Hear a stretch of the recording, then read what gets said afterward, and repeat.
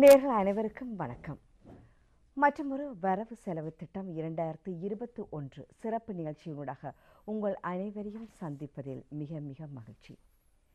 இலங்கை ஜனநாயக சோசலிச குடியரசின் அதிமேதகு ஜனாதிபதி கோட்டாபய ராஜபக்ஷ அவர்களின் சுபிட்சத்தின் நோக்கு கொள்கை திட்டத்திற்கு அடிப்படையாக இதற்கு அமைவாக நவீன பொருளாதாரம் ஒன்றை அமைப்பதுதான் இம்முறை வரவு செலவு திட்டத்தின் முக்கிய நோக்கம்.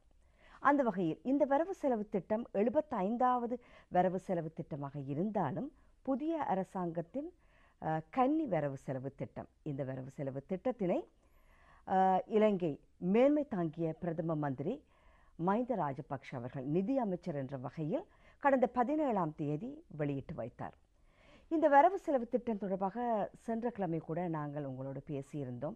மேலோட்டமாக பல தகவல்களை நாங்கள் தொட்டு சென்றோம். முக்கியமாக மக்களாகட்டும், விவசாயிகளாகட்டும், தொழில் செய்பவர்களாகட்டும், இவர்களுக்கு இந்த வரவு செலவு திட்டத்தின் ஊடாக எவ்வாறான அனுகூலங்கள், எவ்வாறான நன்மைகள் கிடைக்கின்றன என்பது தொடர்பாகவும், முக்கியமாக கோவிட்-19 தாக்கம் காரணமாக எல்லோரும் பாதிப்படைந்திருக்கும் இந்த வேளையில் அவர்கள் மீண்டும் இயல்பு வாழ்க்கைக்கு திரும்பி வருவது எவ்வாறு, இது தொடர்பாக இந்த வரவு செலவு திட்டத்தில் ஏதாவது சொல்லப்பட்டிருக்கின்றனவா என்பது கூட நாங்கள் சென்ற வாரம் தொட்டு சென்றோம். இன்று நாங்கள் விரிவாக பேச இருக்கின்றோம். வரவு இருந்தால் செலவு இருக்கத்தான் செய்யும். ஆனால் வரவை விட செலவு அதிகமாக இருக்கின்றதே என்று நிறைய பேர் பேசிக்கொள்கின்றார்கள். அது மாத்திரமல்ல, நாம் சம்பாதிக்கும் பணத்தை விட கூடுதலாக வரி செலுத்த வேண்டி இருக்கின்றது என்று கூட நிறைய பேர் பேசிக்கொள்கின்றார்கள். எனவே இன்று வரவு செலவு திட்டம் 2021 நிகழ்ச்சியினூடாக நாங்கள் வரி பக்கமாக எங்கள் பார்வையை நாங்கள் செலுத்த இருக்கின்றோம். கண்டிப்பாக மக்களுக்கு ஒரு பிரயோஜனமான தகவல்களாக அமையும் என்ற நம்பிக்கை எங்களுக்கு இருக்கின்றது. அந்த வகையில் இன்றும் நாங்கள் அழைத்து வந்திருக்கின்றோம் பட்டய கணக்காளர், வரி ஆலோசகர், chartered accountant, tax consultant AGS Swaminathan Sharma அவர்களை நாங்கள் இன்றும் நிகழ்ச்சிக்கு அழைத்து வந்திருக்கின்றோம். வணக்கம். வணக்கம். நல்லா இருக்கிறீங்களா? நல்லா இருக்கிறேன். நீங்கள் சுகமாக இருக்கீங்களா? நல்லா இருக்கிறோம், நன்றி. அதுபோலவே நான் எடுத்துக்கொண்ட தலைப்பு சரி என்று நான் நினைக்கின்றேன். மக்களுக்கு வரி தொடர்பான பல தகவல்கள் கொஞ்சம் புரியாத புதிராக இருக்கின்றது.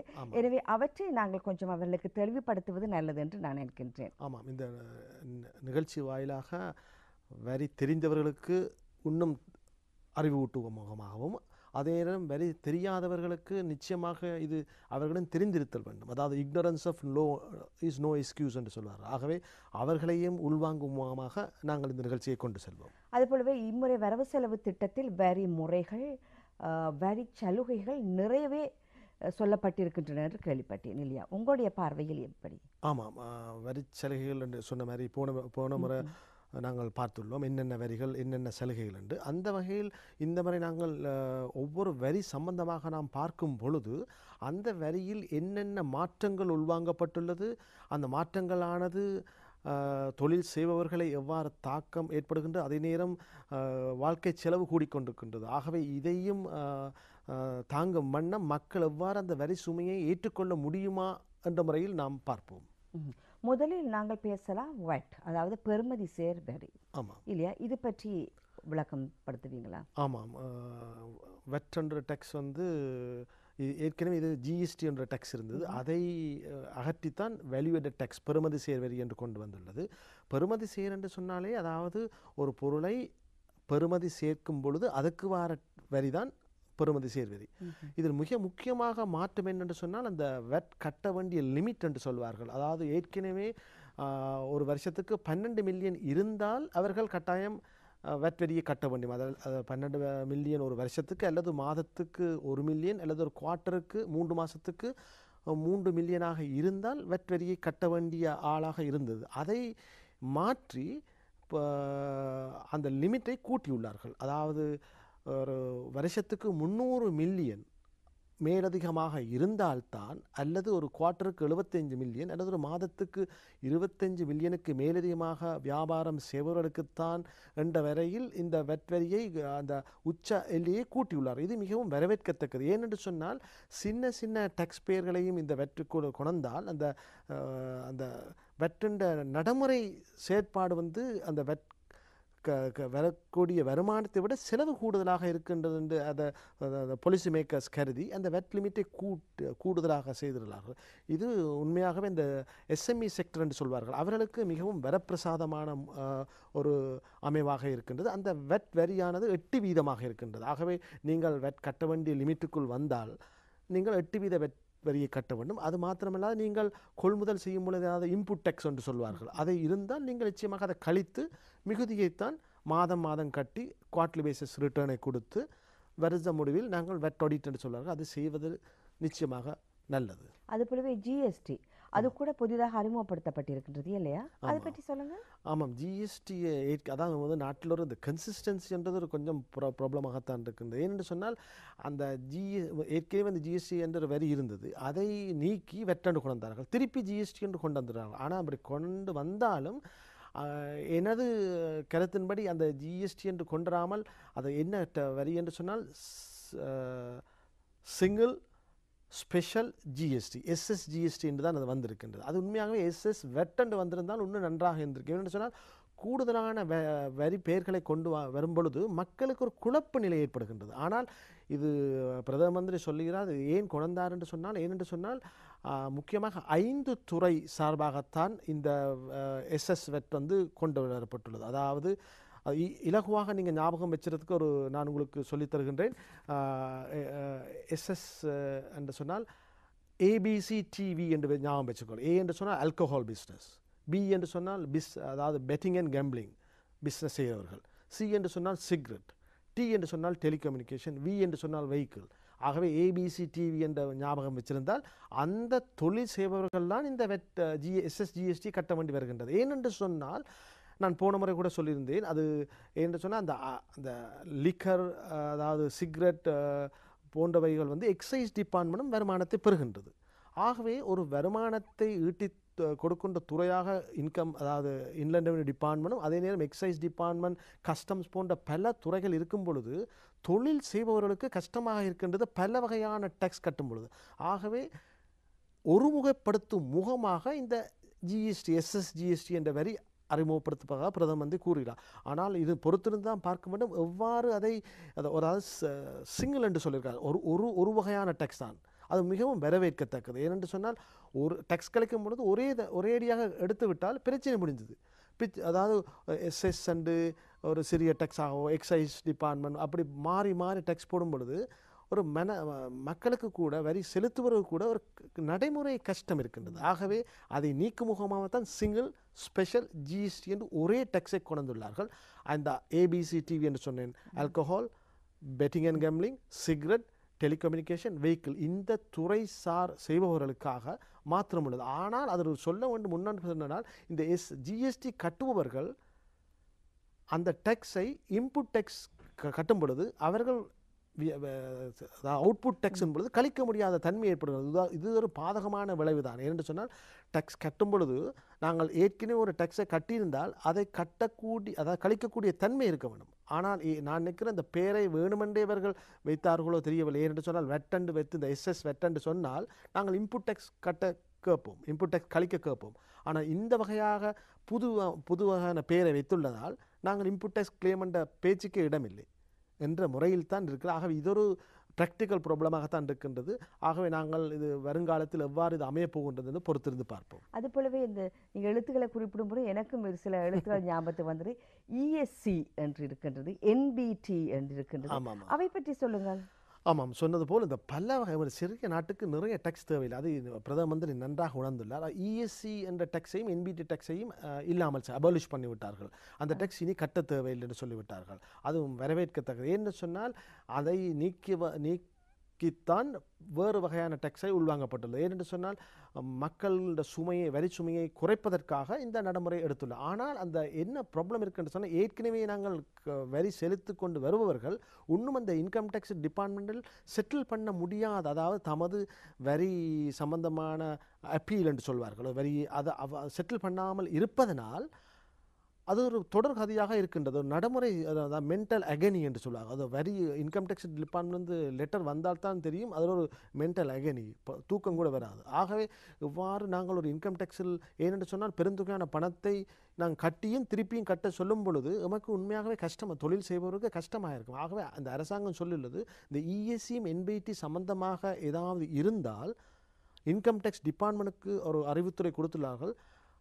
டேக்ஸ் கட்டுபவர்களுக்கு ஏற்ற முறையில் இந்த செட்டில்மெண்ட்டை செய்து அவர்களுக்கு எவ்வாறு, ஏனென்றால் கோவிட் பிரச்சனையால் மக்கள் பாரிய நிதி சுமையை தாங்கியுள்ளார்கள். நிதி பற்றாக்குறை, அதாவது கேஷ் ஃப்ளோ ப்ராப்ளம் இருக்குது. ஆகவே அவர்களுக்கு ஏற்ற மாதிரி பேமெண்ட் சிஸ்டத்தை, மெக்கானிசத்தை கொண்டு முழுமையாக அந்த செட்டில்மெண்ட் செய்து இஎஸ்சி அண்ட் என்பிடி ஃபைலை க்ளோஸ் பண்ணும்படி கேட்டுள்ளார்கள். இது மிகவும் ஒரு போல்ட் டிசிஷன் என்று சொல்வார்கள். அது இஎஸ்சி என்பிடி டேக்ஸ் பெண்டிங்காக இருப்பவர்களுக்கு இது மிகவும் வரப்பிரசாதமான முடிவென்று நான் கருதுகின்றேன். அதுபோல இ ஃபைலிங் என்ற ஒரு முறையும் அறிமுகப்படுத்தப்பட்டிருக்கின்றது இல்லையா? ஆமாம் ஆமாம்.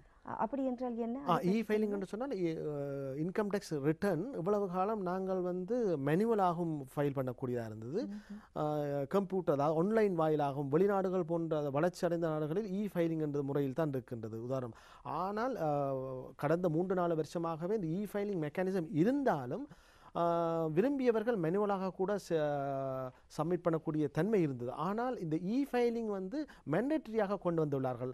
ஏப்ரல் மாதம் 21ஆம் தேதியிலிருந்து இனி வருங்காலத்தில் டேக்ஸ் ரிட்டர்ன் அவ்வளவும் இ ஃபைலிங்காக மாற்றம் அமைக்கப்பட்டுள்ளது. அவ்வாறு செய்வதன் வாயிலாக இனி இந்த மேனுவல் ஃபைலிங் என்ற மெக்கானிசமே இல்லாமல் போய் வரி சம்பந்தமாக, அதாவது வெட் ரிட்டர்னாக இருக்கலாம், இன்கம் டேக்ஸ் ரிட்டர்னாக இருக்கலாம், என்ன ரிட்டர்ன் என்றாலும் இனி ஆன்லைன் மூலமாகத்தான் நாம் ஃபைல் பண்ண வேண்டும். அதே நேரம் டேக்ஸ்க்கு கூட நாங்கள் ஆன்லைன் மூலமாக செலுத்தக்கூடிய வசதி, ரெஜிஸ்டார் ஆஃப் கம்பெனியை பார்க்கும் பொழுது நாங்கள் கொடுப்பனவுகளை கிரெடிட் கார்டு மூலமாக கூட செய்யலாம். ஆனால் இன்கம் டேக்ஸுக்கு இன்னும் அந்த முறை வரவில்லை. ஆகவே இந்த நிகழ்ச்சி வாயிலாக நாங்கள் கேட்டுக்கொள்கின்றோம், இந்த இ ஃபைலிங் என்ற முறையில் உள்வாங்கப்பட்டதனால் டேக்ஸையும் கிரெடிட் கார்டில் மூலமாக உள்வாங்கினால் இது பிரயோசனமாக இருக்கும். ஏனென்று சொன்னால் அவ்வாறு இருந்தால்தான் இந்த இ ஃபைலிங் என்ற மெக்கானிசம் முழுமைத்துவம் பெறுகின்றது. அது மாத்திரமல்லாது இந்த இ ஃபைலிங் என்று கொண்டு விட்டு இ ஃபைலிங் என்னென்னு சொன்னால் அரசாங்கம் அந்த டேக்ஸ் பேயருடைய தரவுகளை பெறுகின்றது.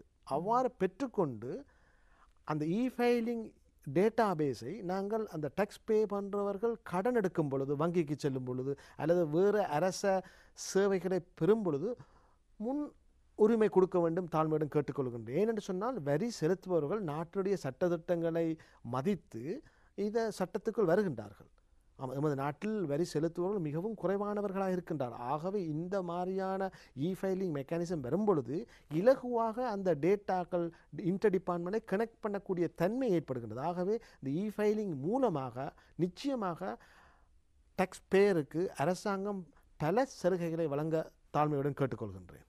அதுபடி நான் நினைக்கவில்லை வேறு நாடுகளில் இப்படி என்று. இல்லையா, இலங்கையில் தான் இவ்வாறான சலுகைகள் கூடுதலாக வரி விஷயத்தில்.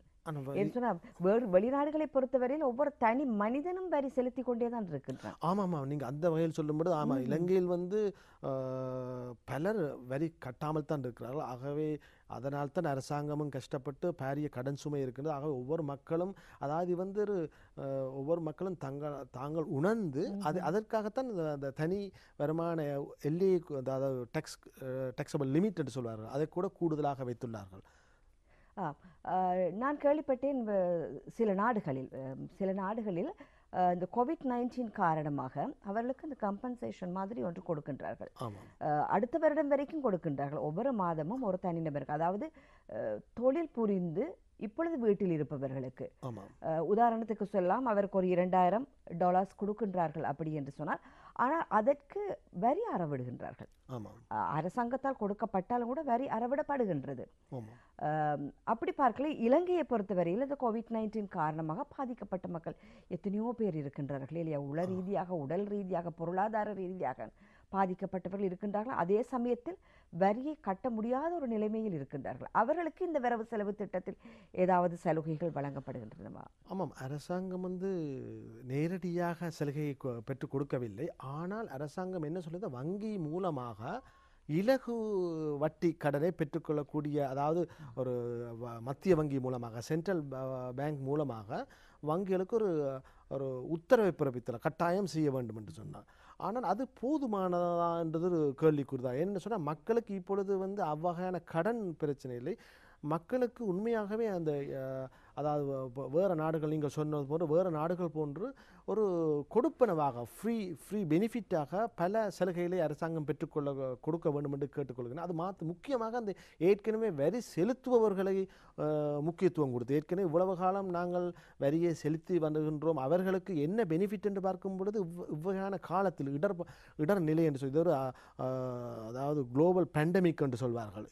இது ஒரு பெரிய ஒரு பிரச்சனை. ஆகவே இந்த பிரச்சனைக்கு அரசாங்கம் முன்வந்து இவ்வாறு கூட செய்யலாம். அதாவது எஸ்எம்இ செக்டரையோ டேக்ஸ் பேயரை கருதி முதல் 3 வருஷம் டேக்ஸ் கட்டுறவர்கள், 3லிருந்து 5 வருஷம் வரி கட்டுபவர்கள், அது மாத்திரமல்ல 5லிருந்து 10 வருஷம் வரி கட்டுபவர்கள் போன்ற வகையான ஒரு செயற்திட்டத்தை கொண்டு அவர்களுக்கு பல அதாவது வட்டி அந்த கடனாக இல்லாமல் ஒரு பண வசதியை ஏற்படுத்தி கொடுத்து, ஏனென்று சொன்னால் அரசாங்கம் இந்த நேரத்தில் செய்ய வேண்டியது என்னென்று சொன்னால் அந்த எஸ்எம்இ வரி வியாபாரம் செய்பவர்களை அறவே இல்லாமல், அதாவது இல்லாட்ட என்ன செய்வோம் என்றால் வியாபாரமே இல்லாமல் போய் அரசாங்கத்துக்கு வியாபாரம் இருந்தால்தான் வரியை கலெக்ட் பண்ணக்கூடிய தன்மை இருக்கும், வருமானத்தை பெற்றக்கூடிய தன்மை இருக்கும். வியாபாரிகளை இல்லாத விடத்து அரசாங்கத்துக்கு வருமானம் எப்படி பெற்றுக்கொள்ள முடியும்? ஆகவே அரசாங்கம் இந்த வகையான காலத்தில் பண உதவிகளை செய்வதன் வாயிலாக இதொரு பாரிய ஒரு புயலாகவோ அல்லது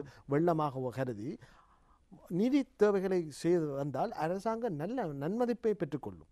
ஆகவே அந்த வகையில் இலகு கடனோ அல்ல வட்டி குறைந்த கடன் வந்து போதுமானதாக இல்லை என்றே நான் கருதுகின்றேன். ஏனென்று சொன்னால் ஒரு தொழில் செய்யும் பொழுது அதில் வேலை செய்பவர்களும் மிகவும் முக்கியம்.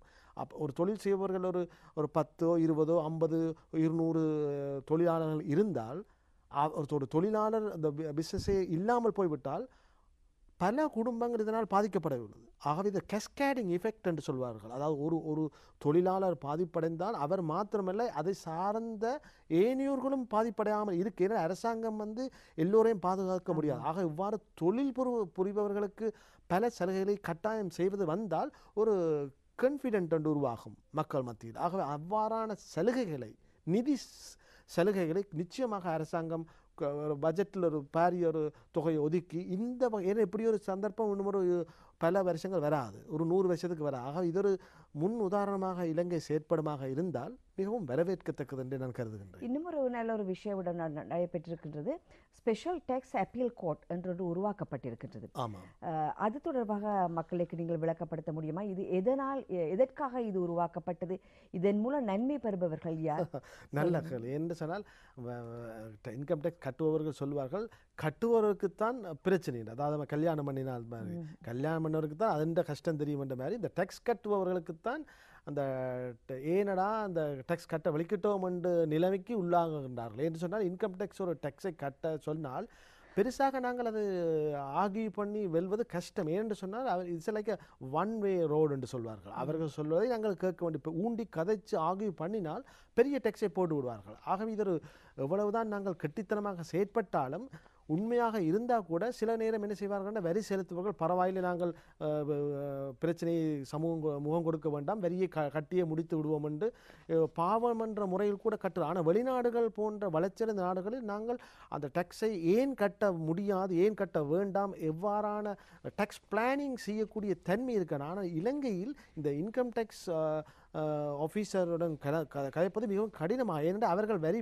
போட்டவர்களே வரியை இல்லாமல் செய்யும் பொழுது அவர்களுக்கும் கேள்வி ஏற்படுகின்றது. ஏன் நீங்கள் வரியை போட்டீர்கள், ஏன் இப்பொழுது வரியை இல்லை என்று சொல்லி, நீங்களே வரியை போடுறீர்கள், நீங்களே வரியை வேணாம் என்று சொல்லி. ஆகவே இவ்வாறான அதாவது கன்ஃப்ளிக்ட் ஆஃப் ஒர்க் வர்றதால் அந்த ப்ராப்ளம் என்று அவர்கள் இன்கம் டேக்ஸ் டிபார்ட்மெண்ட் சொல்லுது வரியை கட்ட சொல்கிறார்கள். ஆனால் வரி செலுத்துவர் சொல்கிறார்கள் நாங்கள் இவ்வளவு டேக்ஸ் கட்ட மாட்டோம், ஏனென்று சொன்னால் எங்களுக்கு பல காரணங்கள் இருக்குது. ஆக இது ஒரு ப்ராப்ளம் உருவாகிறது. ஆகவே இதை செட்டில் செய்கிறதுக்காக நாங்கள் கோர்ட்ஸுக்கு போக முடியாது. சாதாரண கோர்ட்ஸுக்கு போனால் அவர்கள் அங்கேயே நிறைய கேஸ்கள் இருக்குது, அவர்கள் இதை முக்கியமாக கருதி செய்ய முடியாது. ஆனால் special tax court and appeal court என்னென்னு சொன்னால் நாங்கள் ஒரு வரி கட்ட அசஸ்மெண்ட் வந்தால் நாங்கள் முதல் என்ன செய்யணும் என்று சொன்னால் அப்பீல் பண்ணணும். அப்பீல் என்று சொன்னால் நாங்கள் அந்த வரியை இந்த காரணத்தினால் வரியை நீங்கள் போட்ட டேக்ஸ் வந்து நாங்கள் அக்செப்ட் பண்ண முடியாது, ஏற்றுக்கொள்ள முடியாதுன்றால் அதைத்தான் சொல்ற அப்பீல் என்று சொல்லுது.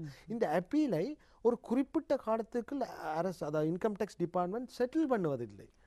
மேல்முறையீட்டு நீதிமன்றம் அது இருந்தது. ஆனால் இப்பொழுது ஸ்பெஷல் டேக்ஸ் கோர்ட் என்றே கொண்டு, நீங்கள் சொன்ன போது ஸ்பெஷல் டேக்ஸ் கோர்ட் கொண்டு. ஏன்னு சொன்னால் இது வந்து ஸ்பெஷலைஸ் ஒரு டாக்டர் ஸ்பெஷலைஸ் பண்ணுற மாதிரியோ அல்லது ஒரு கிட்னி ஹாஸ்பிட்டல் மாதிரியோ இந்த கோர்ட் வந்து அந்த டேக்ஸ் கட்டுபவர்களும் டேக்ஸ் கலெக்ட் பண்ணுவதற்கும் உள்ள பிணக்குகளை தீர்க்கும் முகமாக உருவாக்கப்படுகின்றது. இது மிக இலங்கையில் முதலாக இது ஒஃபிஷியலாக லீகல் சிஸ்டத்தை மாற்றி ஏன்னு சொன்னால் இது மிகவும் ஒரு வரவேற்கத்தக்க. ஏன்னு சொன்னால் நாங்கள் அங்கே வந்து டேக்ஸ் எக்ஸ்பர்ட்ஸ் இருப்பார்கள், அவர்கள் இதை இலகுவாக விளங்கிக் கொள்வார்கள். இல்லாட்டி சாதாரணமாக நாங்கள் ஒரு கோர்ட்ஸுக்கு போகும் பொழுது அவர்களுக்கு நாங்கள் வரியை படிப்பிச்சு அவர்களை விளங்கப்படுத்துவது என்பது மிகவும் நடைமுறை சாத்தியம், மிகவும் கஷ்டமாக இருக்கும். ஆக இவ்வாறு ஸ்பெஷல் டேக்ஸ் கோர்ட் அப்பீல் இருந்தால் நாங்கள் அந்த அப்பீலை ஏன் நாங்கள் உதாரணமாக இலங்கையில் வந்து பெருசாக ஒருத்தரும் வேணுமென்று கட்டாமல் இருப்பதில்லை. ஏன்னு சொன்னால் ஏதோ ஒரு டேக்ஸ் கன்சல்டன், நீங்கள் நல்ல திறமையான டேக்ஸ் கன்சல்டன் இருக்கிறார்கள், அவர்கள் ஏதோ ஒரு என்னென்னு சொன்னால் டேக்ஸ் என்பது ஒவ்வொருடைய அறிவுக்கு ஏற்ற மாதிரி அந்த பெனிஃபிட் எடுக்க வேண்டியது. Tax bend the law and break the law என்று சொல்வார்கள். பெண்ட் த லோ என்று சொன்னால் அந்த சட்டத்தை எவ்வாறு நாங்கள் வளைந்து சட்டத்தை மீறாமல் பெனிஃபிட் எடுத்து கொடுக்கின்றோம். ஆகவே எங்களது கெட்டித்தனத்தை இவ்வாறான ஒரு இண்டிபெண்டன்ட் பாடி இருந்தால் நிச்சயமாக நாங்கள் பலனை பெற்றுக்கொள்ளக்கூடியதாக இருக்கும் என்று நான் கருதுகின்றேன். உண்மையாகவே இந்த டேக்ஸ் கட்ட அவசியம் இல்லாதவர்கள் யார்? ஆனால் வரவு செலவு திட்டத்தில் கூட சொல்லப்பட்டிருக்கின்றது, எதிர்வரும் 5 ஆண்டுகளில் விவசாயம், வேளாண்மை, மீன்பிடி தொழிலில் இருப்பவர்கள் டேக்ஸ் கட்ட வேண்டிய அவசியம் வராது என்ற மாதிரி சொல்லப்பட்டிருக்கிறது. டேக்ஸ் என்று சொன்னால் சில துறைகளை ஊக்குவிக்கும். ஏன்னா நமது நாடு வந்து பாரிய இறக்குமதியை தங்கியுள்ளது. இவ்வாறு ஏன்னா விவசாயம், மீன்பிடி போன்றவை நம்ம செய்ய தேவை. ஏன்னா எங்களுடைய வளம் இருக்குது. ஆகவே இவ்வாறான தொழில் புரிவுகள் நாங்கள் அது கொஞ்சம் மற்ற நாடுகளும் போக்கும் பொழுது நமது கொஞ்சம் சோம்பறிகளோன்று கூட தோணுகின்றது. என்று சொன்னால் நாங்கள் எல்லாத்தையுமே இம்போர்ட் பண்ணி பழகிவிட்டோம். ஆகவே விவசாயத்தை கூட, அரிசியை கூட இறக்குமதி செய்கின்றோம். ஆகவே அது கூட தேவையில்லை. ஆகவே அதை ஊக்குவிக்கும். இரண்டு பாரிய அந்நிய செலாவணி வெளிப்பாய்ச்சல் ஏற்படுகிறது. இதனால் பட்ஜெட் கேப் என்று சொல்வாங்க, கூடுதலாக ஏற்படுகிறது. ஆகவே இதை தவிர்க்கும் முகமாக அரசாங்கம் வந்து அதாவது முதல் வந்து ஒரு மக்களை செய்யும் முகமாக, அதாவது ஒரு ஊக்குவிக்கணும். இந்த ஊக்குவிப்பு முகமாகத்தான் இந்த 5 வருஷ டேக்ஸ் பெனிஃபிட், அதாவது எக்ஸம்ஷனை கொடுத்துள்ளார்கள்.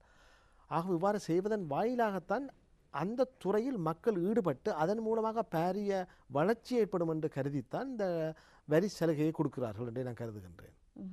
அதே போலவே இப்பொழுது பல்கலைக்கழகங்களுக்கு சென்று வெளிவந்த மாணவிகள் இருக்கின்றார்கள் இல்லையா, அவர்களுக்கு அவர்கள் படித்த படிப்புக்கு வேலை கிடைக்காமல் அவர்கள் ஒரு சுய தொழில் ஒன்றை ஆரம்பித்தார்கள் என்று சொன்னால் அவர்களுக்கும் வட்டி இல்லாத கடன் கொடுக்கப்படும் என்று சொல்லப்படுகின்றது. அது உண்மையா?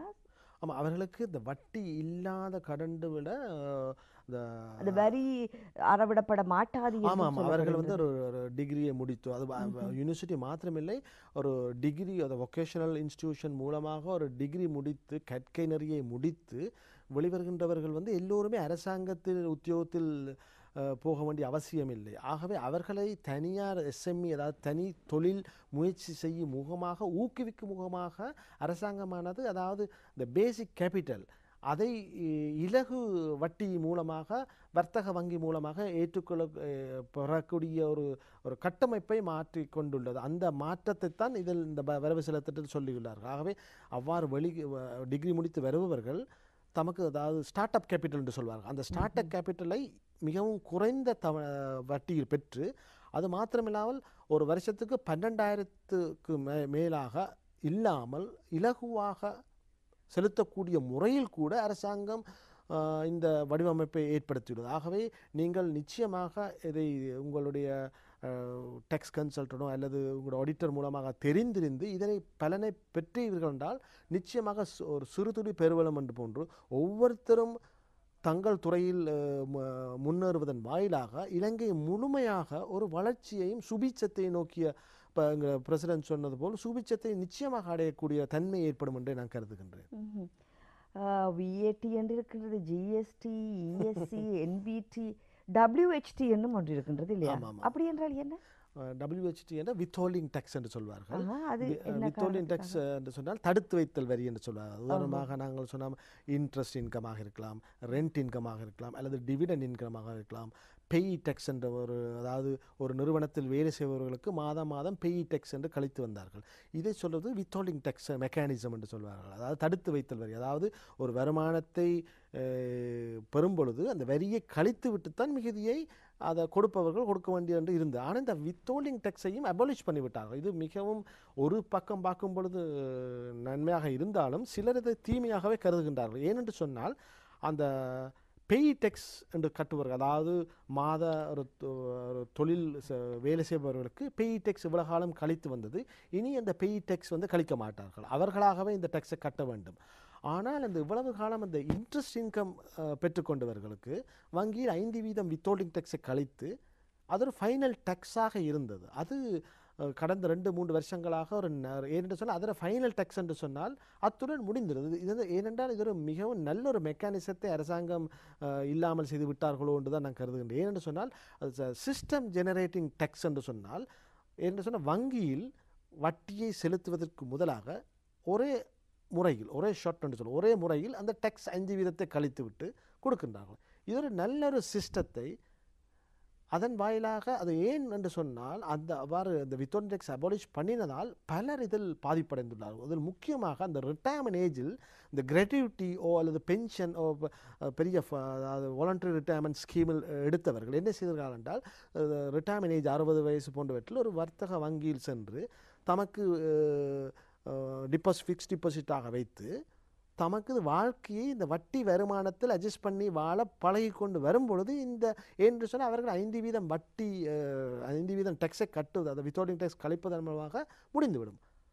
ஆகவே அவர்கள் தமது கேஷ் ஃப்ளோ ப்ராப்ளத்தை மிகவும் சாதுரியமாக கையாண்டு வந்தார்கள். ஆனால் இந்த வித்ஹோல்டிங் டெக்ஸ் இன்ட்ரெஸ்ட்டுக்கு அபாலிஷ் பண்ணப்பட்டுள்ளதால் இப்பொழுது அவர்கள் 18% உச்ச டெக்ஸை கட்ட வேண்டிய நிலைமைக்கு உள்ளாகியுள்ளார்கள். அது அவர்கள் நான் அவர்களுடைய டெக்ஸ் கால்குலேட் பண்ணும் பொழுது நான் வெரி ஆலோசனை இருக்கும் பொழுது சொல்லி அவர்கள் உண்மையாகவே ப்ராக்டிக்கலாக ஃபேஸ் பண்ணி 5% கட்டுபவர்கள் இப்பொழுது 18% கட்ட வேண்டிய பெரிய கேஷ் ஃப்ளோ ப்ராப்ளத்தை எதிர்நோக்கின்றார்கள். ஆக அந்த வகையில் அரசாங்கம் மீண்டும் மறுமுறை ஒரு எக்ஸ்பர்ட்டிடம் கதைத்து இதை அந்த அட்லீஸ்ட் அந்த இன்ட்ரெஸ்ட்டுக்காவது அந்த ஃபைனலாக வித்ஹோல்டிங் டெக்ஸை கழித்து அதனோட ஃபைனல் டேக்ஸாக திருப்பி கொண்டால் நல்லதென்று நான் கருதுகின்றேன். அதுவரை உங்கள் பெயருக்கு பின்னால் நான் உங்களை அறிமுகப்படுத்தும் பொழுது வரி ஆலோசகர் என்று சொன்னேன் இல்லையா? இந்த வரி ஆலோசகர் என்ற இந்த பெயருக்கும் ஒரு புதிய சட்டம் அறிமுகப்படுத்தப்பட்டிருக்கின்றது. ஆமாம் ஆமாம் ஆமாம் இல்லையா? அது பற்றி சொல்லுங்கள். உங்களை போன்ற நிறைய பேருக்கு இது பயனுள்ள தகவலாக இருக்கு. இவ்வளவு காலம் அந்த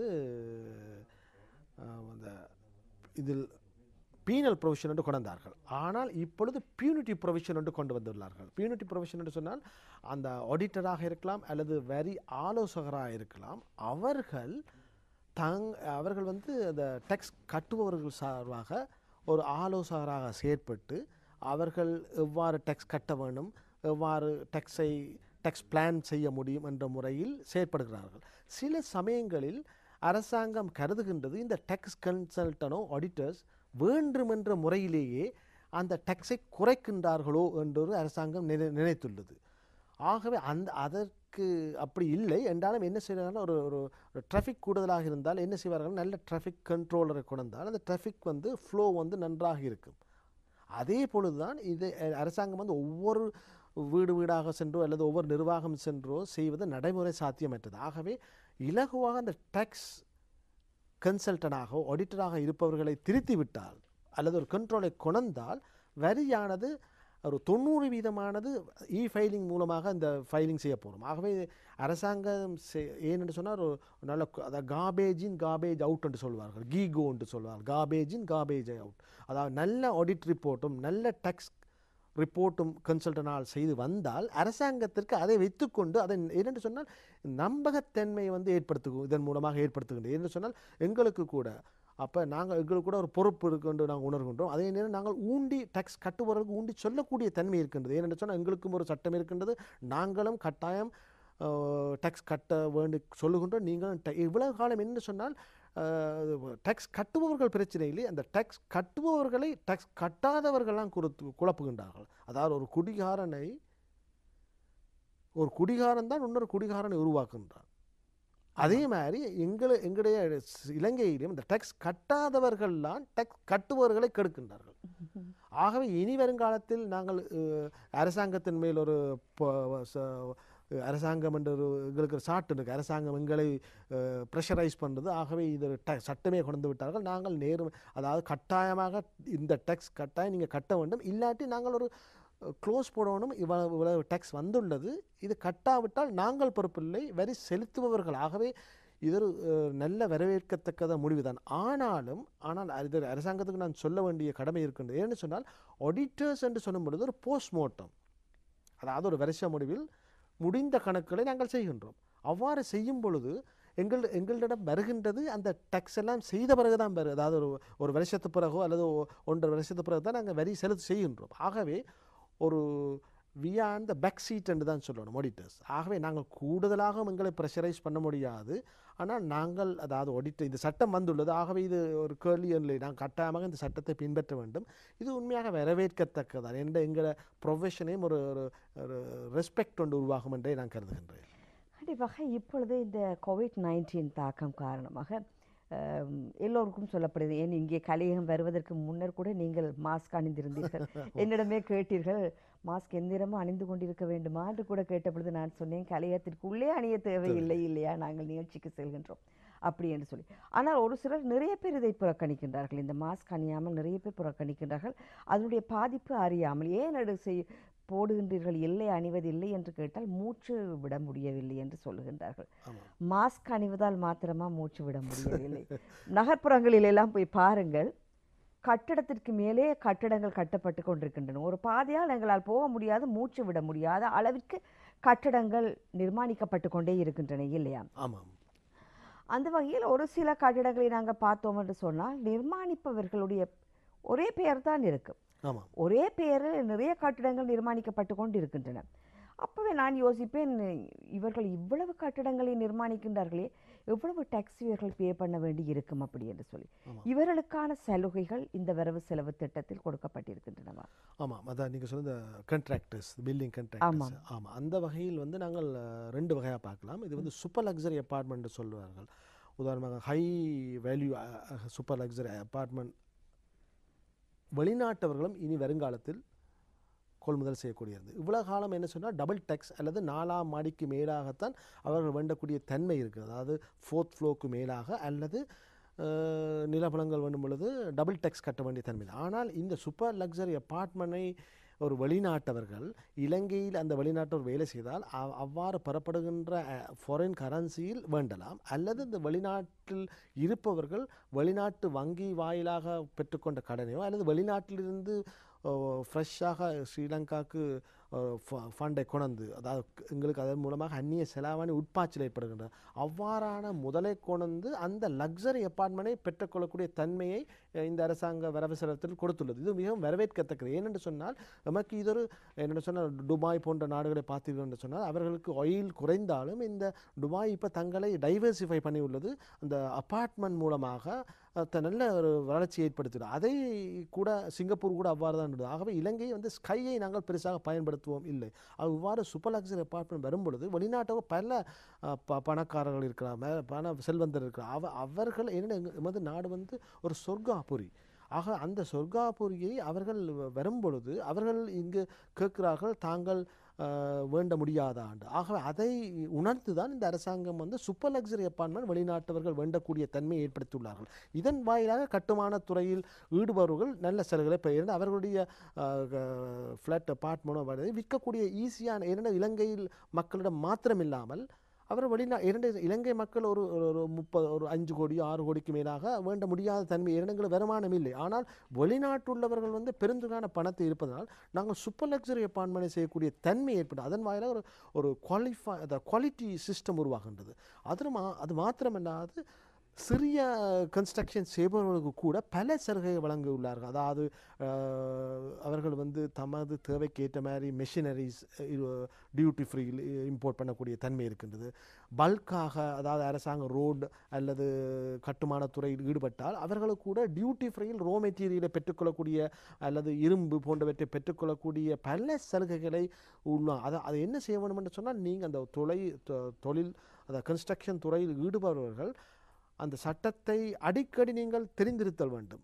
ஏனென்று சொன்னால் அந்த சட்டங்கள் அடிக்கடி மாற்றம் ஏற்பட்ட பல அதாவது நுணுக்கமாக மாற்றம் பெற்றுள்ளது. ஆகவே நீங்கள் ஒவ்வொரு ரோ மெட்டீரியல் அதாவது இன்புட் காஸ்ட்டையும் பார்த்து அதுக்கு ஏற்ற மாதிரி நீங்கள் எங்கெங்கே பெனிஃபிட் எடுக்க முடியுமோ அவ்வாறு செய்வதன் வாயிலாக ஏன்னு சொன்னால் கடந்த ஒரு வருஷமாக அந்த கட்டட நிர்மாண துறையில் ஈடுபட்டவர்கள் பெரும் பாரிய பிரச்சனையை உள்வாங்குகிறார். ஏன்னு சொன்னால் அவர்கள் அவருடைய முதலீடானது பாரிய முதலீடாக இருக்கின்றது. அவர்கள் வட்டி எடுத்து தான் செய்கின்றார்கள். அது மாத்திரமல்லாது ஒரு குறிப்பிட்ட காலத்தில் அந்த வீடுகளை கொடுக்க வேண்டிய நிலை. ஏன்னு சொன்னால் வேண்டுபவர்களும் கடன் எடுத்து தான் வேண்டுகின்றார்கள். ஆகவே இப்போ எல்லோருமே கடனை செலுத்த முடியாத தன்மை இருப்பதனால் அரசாங்கம் இவ்வாறான ஒரு சலுகையை கொடுப்பதன் வாயிலாக இந்த சலுகையை பெறுவதன் மூலமாகத்தான் அந்த துறையை என்னென்னு சொன்னால் அரசாங்கத்தின் வருமானத்தில் இந்த கட்டட நிர்மாணத்துறை 10% வருமானத்தை ஈட்டி கொடுப்பதாக சொல்லப்பட்டுள்ளது. ஆகவே அரசாங்கம் நன்றாக உணர்ந்துள்ளது இந்த கட்டுமான துறையை எவ்வகையிலாவது முண்டு கொடுத்தாவது பாதுகாக்க வேண்டும் என்று உணர்ந்துள்ளது என்றே நான் கருதுகின்றேன். அதில் உலகளாவிய ரீதியில் நாங்கள் பார்க்கும் பொழுது இந்த டெக்னாலஜி அதாவது தொழில்நுட்பம் என்பது காற்றை விட வேகமாக முன்னேறி கொண்டிருக்கின்றது. அப்படி நாங்கள் வேறு நாடுகளோடு ஒப்பிட்டு பார்க்கையில் இலங்கையின் வேகம் கொஞ்சம் குறைவாகத்தான் இருக்கின்றது என்று சொல்லலாம். தொழில்நுட்ப வளர்ச்சி இது சம்பந்தமாக வரவு செலவு திட்டத்தில் குறிப்பிடப்பட்டுள்ள விஷயங்கள், பரிந்துரைக்கப்பட்ட விஷயங்கள் என்ன? ஆமாம், டெக்னாலஜின்னு சொன்னது முக்கியமாக அந்த இன்ஃப்ராஸ்ட்ரக்சர் டெவலப்மெண்ட்டே சொல்ல வேண்டும். என்ன சொன்னால் அந்த ஒரு தொழிலில் இங்கே ஈடுபட வருபவர்கள் பார்ப்பார்கள் வேறு நாட்டில் என்ன இன்ஃப்ராஸ்ட்ரக்சர் இருக்குது. உதாரணமாக டெக்னாலஜி வளர்ச்சி, நல்ல பாதை, மற்ற நல்ல டிஸ்ட்ரிபியூஷன் சேனல், நல்ல ஏர்போர்ட், போர்ட்ஸ் இருக்காண்டு பார்ப்பார்கள். ஆகவே அவ்வாறு செய்யும் பொழுது இந்த இன்ஃப்ராஸ்ட்ரக்சர் டெக்னாலஜி இல்லாத விடத்து என்று சொன்னால் இப்போ எல்லாமே ஆட்டோமேஷன் முறையில் வந்துள்ளது. ஆகவே இந்த முறையில் வரும்பொழுது எமது தொழில்நுட்ப வளர்ச்சி இல்லாவிடத்து அவர்கள் பிற நாடுகளுக்கு செல்லும். உதாரணமாக பங்களாதேஷ் அல்லது பங்களாதேஷ் போன்ற நாடுகள் இதை உணர்ந்து அவர்கள் வளர்ச்சி அடைந்து விட்டால் எமது வருகின்ற முதலீடானது பிற நாடுகளுக்கு போகின்றது. ஆகவே இதை அரசாங்கம் உணர்ந்து டெக்னாலஜி என்ற துறையில் பல சலுகைகள், உதாரணமாக அவர்கள் அந்த 5G டெக்னாலஜி உள்வாங்குகின்றார்கள் என்றே சொல்ல வேண்டும். அதாவது கிராமமாக டெக்னாலஜி வளர்ப்பதற்கு பாரிய முதலீடை ஒதுக்குகின்றார்கள் என்ற முறையில். அந்த வகையில் அது மாத்திரமல்லாத அந்த அது இருந்த பிரயோசனமில்லை, நல்ல அந்த ட்ரெயின் ஸ்டாஃப் என்று சொல்வார்கள். அதாவது ஸ்கில் ஸ்டாஃப் உருவாக்குறதுக்கு கூட அரசாங்கமானது தமது கல்வி திட்டத்தை மாற்றி, ஏனென்று சொன்னால் எதற்கெடுத்தாலும் வெளிநாடுகளிலிருந்து கொண்டு இங்கே வேலை செய்வதனமாக எமது தொழில் இல்லாமல் போகின்றது. ஆகவே அரசாங்கமும் அதை உணர்ந்து அந்த ஸ்கில் லேபர்ஸ் உருவாக்கக்கூடிய தன்மையையும் உள்வாங்குகின்றது என்று நான் கருதுகின்றேன். நல்ல தகவல், நல்ல விஷயங்கள் தான் இம்முறை இல்லையா? இது ஒரு கன்னி வரவு செலவு திட்டமாக இருந்தாலும் கூட நான் நினைக்கின்றேன் இதுவரை காலம் இவ்வாறான ஒரு வரவு செலவு திட்டம் வெளியிட்டு வைக்கப்படவில்லை என்று தான். நல்லது. அந்த வகையில் நாங்கள் ஜனாதிபதி அவர்களுக்கும் பிரதம மந்திரிகளுக்கும் நம்முடைய நன்றிகளை நாங்கள் தெரிவிக்க வேண்டும். அதுபோலவே இன்றைய காலகட்டத்தில் இந்த COVID-19 காரணமாக பாதிக்கப்பட்ட மக்கள் தங்களுடைய இயல்பு வாழ்க்கைக்கு திரும்ப முடியாத நிலையில் இருக்கின்றார்கள் என்று நாங்கள் பேசிக்கொண்டோம். அவர்களுக்காகவே தான் அறிமுகப்படுத்தப்பட்டிருக்கின்றது கொரோனா டேக்ஸ் என்று, கோவிட் டேக்ஸ் இல்லையா? கோவிட் டேக்ஸ் அது பற்றி சொல்லுங்கள். ஆமாம், இந்த கோவிட் டேக்ஸ் என்று நாங்கள் ஈஸியாக சொல்லணும் என்று சொன்னால் இது டேக்ஸை மக்களுக்கு இலகுவாக சென்றடக்கூடிய பேராக அது கோவிட் டேக்ஸ் என்று சொல்லுகிறோம். அது உண்மையாக ஒரு இன்சூரன்ஸ் ஸ்கீம் என்று தான் இருக்குன்றது. ஏன்னு சொன்னால் இவ்வாறான ஒரு திடீரென்று வருகின்ற பேண்டமிக் போன்ற பிரச்சனைகளுக்கு யாருமே அந்த எதிர்பார்க்கவில்லை. இவ்வாறு ஒரு பிரச்சனை வரும்பொழுது திடீரென்று நாம் ஒரு வாழ்க்கையை அமைத்திருப்போம். இவ்வகையான செலவுகள், கல்வி, சுகாதாரம், இதர செலவுகள் என்று இருப்பாங்க. இது எதிர்பார்க்காத ஒரு சுகாதார பிரச்சனை உள்வாங்கப்பட்டுள்ளது. ஆகவே இதை அரசாங்கமோ அல்லது தனியாரோ கையாளுவது மிகவும் கடினமானது. ஆகவே முழுக்கவும் அரசாங்கமும் பொறுப்பேற்க முடியாது, அதே நேரம் நாங்களும் பொறுப்பேற்க முடியாது, தனியாக்களும் பொறுப்பேற்க முடியாது. ஆனால் வருங்காலத்தில் இவ்வாறான பிரச்சனை ஏற்பட்டால் என்ன மாற்று திட்டம் என்று யோசித்துத்தான் அரசாங்கத்தினால் முன்மொழியப்பட்டுள்ளது இந்த இன்சூரன்ஸ் ஸ்கீம், அந்த கோவிட் இன்சூரன்ஸ் ஸ்கீம் என்று. ஏன்னா இந்த கோவிட் பிரச்சனை உலக சுகாதாரத்தை WHO சொல்லுள்ளது, நமது சுகாதார அமைச்சரும் சொல்லியுள்ளார். இந்த கோவிட் பிரச்சனை ஒரு 3.5 வருஷம் 4 வருஷம் இருக்க போகுது. அதாவது ஏன்னு சொன்னால் இது ஒரு உடனடியாக தீர்க்க முடியாத ஒரு வைரஸ் பிரச்சனை. ஆகவே இந்த பிரச்சனையானது ஏதோ ஒரு வகையில் இருக்கத்தான் போகின்றது. இம்யூனைஸ் பண்ணுற வரையும் மக்களை பாதுகாக்க வேண்டிய கடமை இருக்கின்றது. ஆகவே இதற்கு சமாளிப்பதற்காகத்தான் இந்த சிஸ்டம் கொண்டது. ஆனால் இதில் ஒரு பிரச்சனை ஒன்று இருக்கின்றது. என்ன சொன்னால் 2%, அதாவது 0.75% கட்ட சொல்லியுள்ளார்கள். அதில் டேர்ன் ஓவரில் கட்ட சொல்லுகிறார்கள். அது ஒரு கிளாரிஃபை பண்ண வேண்டிய ஏன்னு சொன்னால் அப்படி இருந்தால் அதாவது 0.75% ஆன் டேர்ன் ஓவர் போட்டு அதாவது விற்பனையில் 7.75% சொல்லுகிறார்கள். அதுவும் 50க்கு மேற்பட்ட தொழிலாளர்கள் இருந்தால் அல்லது 5க்கு அதாவது கொடுக்கல் வாங்கல் வியாபாரம் செய்பவர்களாக இருந்தால் 5 அல்லது 5க்கு மேற்பட்டவர்களாக இருந்தால் இந்த வரியை செலுத்த வேண்டும். ஆனால் இப்போ உதாரணமாக சொன்னால் அரசாங்கம் பல சலுகைகள் வழங்கியுள்ளது. விவசாயம், தொழில் போன்றவற்றுக்கு வரி சலுகை வழங்கியுள்ளது. ஆகவே அவர்கள் வரியை கட்ட வேண்டிய தேவையில்லை. ஆனால் இந்த வரியானது இந்த இன்சூரன்ஸ் ஸ்கீமான கோவிட் இன்சூரன்ஸ் மெக்கானிசமானது 0.75% ஆன் டேர்ன் ஓவர் என்று இருந்தால் வரி கட்டாதவர்களும் வரி எக்ஸம்ஷன் உள்ளவர்களும் லாஸில் உள்ளவர்களும் வரி நட்டத்தில் உள்ளவர்களும் இந்த வரி இதை கட்ட போகிறார்கள்.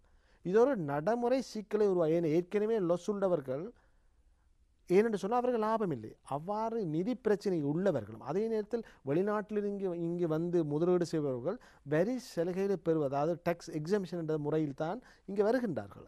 அவர்களை வரி இல்லை என்று சொல்லிவிட்டு இவ்வாறான இன்டைரக்ட் மெக்கானிசமாக நாங்கள் ஒரு தொகையை கட்டு சொல்லும் பொழுது அது எவ்வாறு ஏற்றுக்கொள்வார்களா? இந்த ப்ராக்டிக்கல் ப்ராப்ளம். இது ஒரு முன்மொழியப்பட்ட திட்டம், இது நல்ல திட்டம். ஆனால் இது நாங்கள் எதையுமே ஒரு திட்டம் வந்தால்தான் அதன் நெளிவு சுழிவுகள் தெரியும் என்று சொல்வார்கள்.